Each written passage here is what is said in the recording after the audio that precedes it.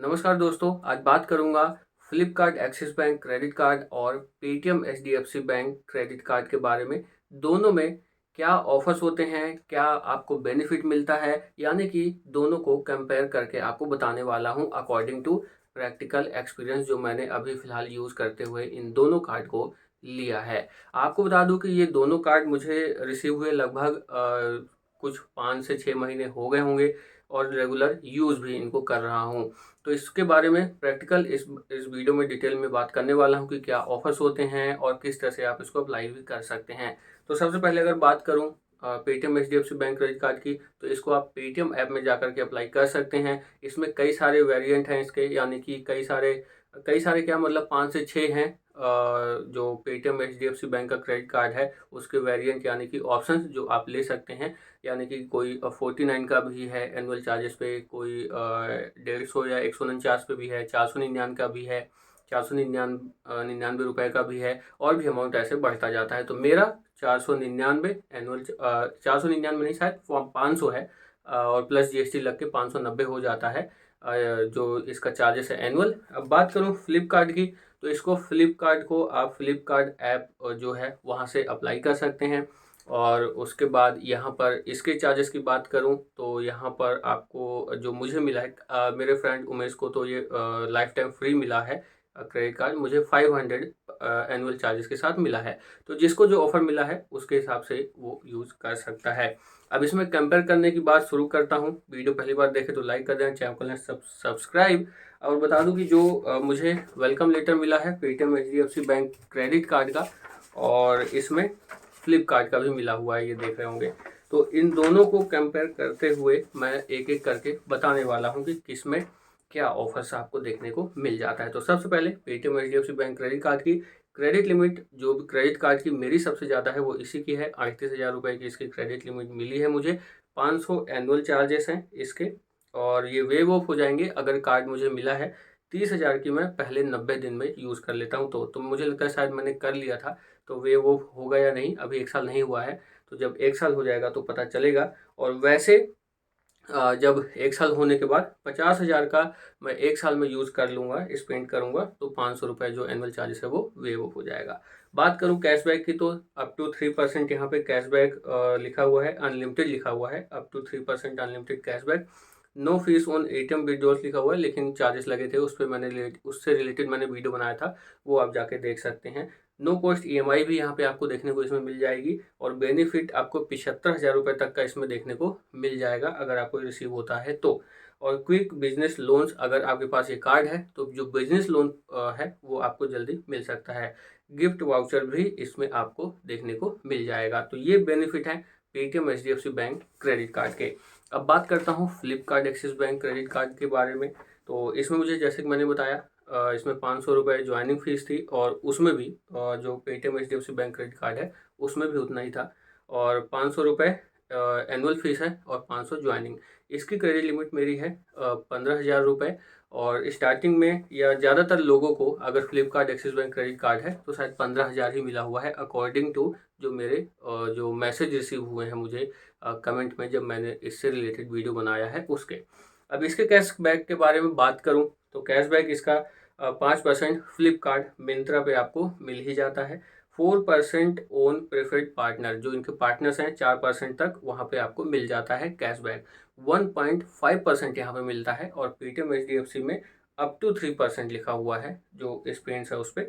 इस पे 1.5% on all spends, up to नहीं लिखा है, 1.5% अगर आप एलिजिबल होते हैं तो वहाँ पे मैसेज जैसे ही आप कार्ड यूज़ करते हैं उसके बाद ही आपको रिसीव हो जाता है कि 1.5% आप कैशबैक इसके एलिजिबल हैं और आपको ये मिलने वाला है। 1% फ्यूल सरचार्ज वेवर है इसमें। लेकिन आपको बताना चाहूँगा कि मैंने इससे भराया था, तो मैंने शायद वीडियो भी बनाई थी, और उसमें 316 या 216 416 इस तरह से मैं पेट्रोल भरवाता हूँ, तो उस पर मेरा 27 रुपये शायद कुछ ऐसा चार्ज जो है वो लगा था या क्या था। तो मैंने फिर मतलब चार्जेस जो है वो फ्यूल का अगर आप इससे भरवाते हैं तो वो लगते हैं, वो मैंने स्टेटमेंट के साथ बात की है। जो फ्लिपकार्ट ऐप है, प्लेलिस्ट है, वहाँ पे आप जा कर के देख सकते हैं। यहाँ पे जो 4 कॉम्प्लीमेंट्री लॉन्च विजिट लिखा हुआ है, शायद एयरपोर्ट की बात यहाँ पे कही जा रही है। और यहाँ पे up to 20% off at 4000 plus restaurants पे आपको 20% ऑफ मिल जाएगा Flipkart Axis bank credit card में। एक्स्ट्रा सेविंग ऑन EMI, जब आप EMI कन्वर्ट करेंगे तो उस पर एक्स्ट्रा सेविंग आपको मिल सकता है इस कार्ड के थ्रू।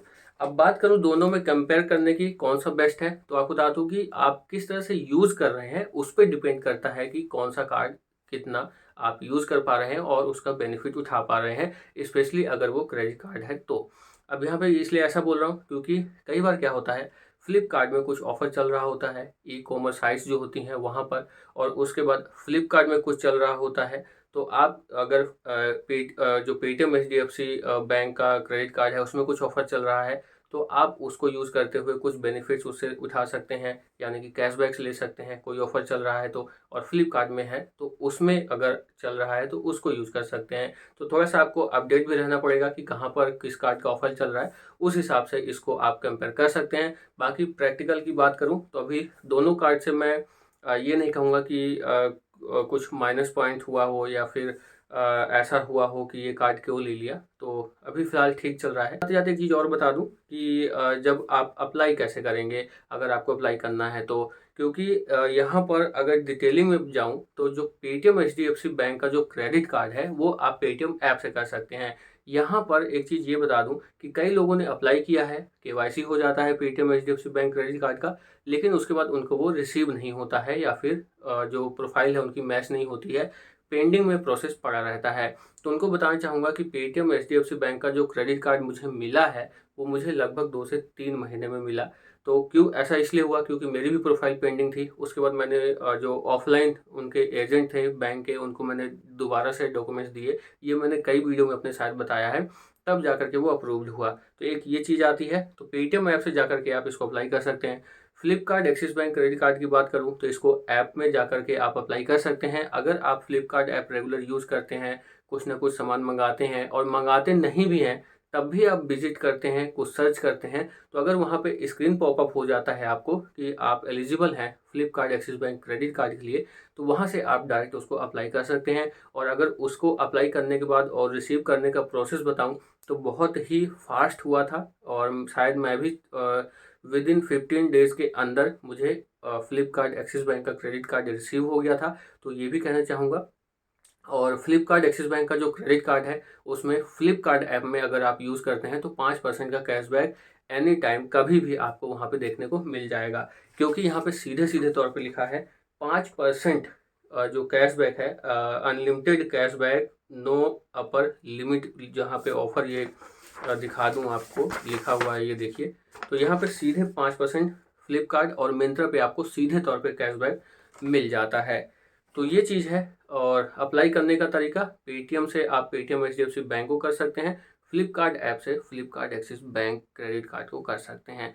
दोनों का ही एक्सपीरियंस अभी तक मेरे लिए तो ठीक ही रहा है, और कई बार मैंने जो ऑफर्स हैं उसका भी बेनिफिट उठाया है दोनों कार्ड को लेकर के।